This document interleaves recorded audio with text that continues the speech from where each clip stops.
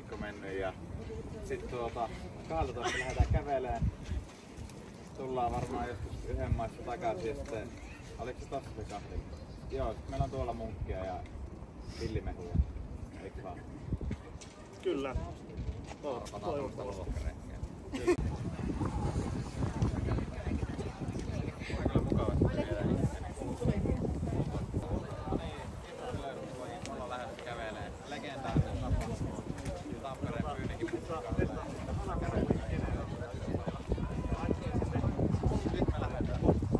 Me kävelään tää tie päähän, sit käännetään oikealle ja mennään sieltä hotelliin.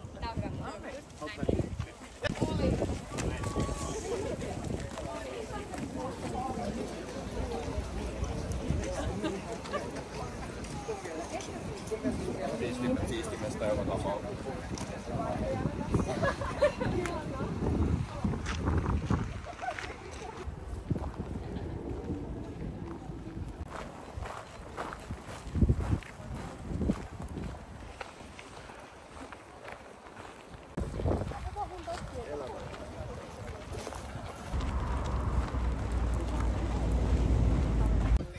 Tuolla on kesäteatteri.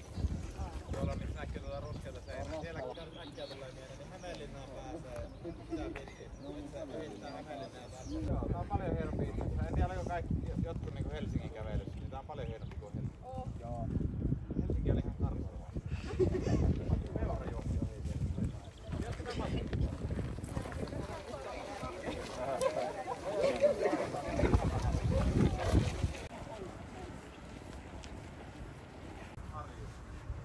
Korkein.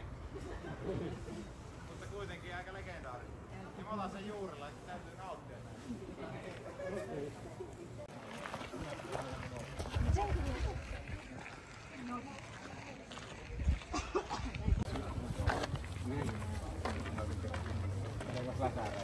Ehkä se oli ihan hyvä. Me oltiin kaavailtu, että me ollaan 1 tässä munkkikahvella. Se on nyt 9 vaille, niin ollaan vähän etuajassa, mutta niin menkää vähän sillä niinku... Okei, me vähän niinku riviin tuolta kävelty tässä.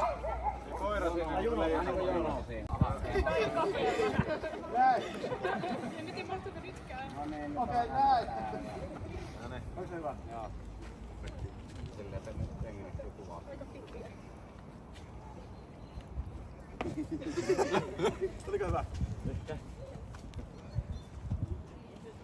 Pitääkö sua nostaa?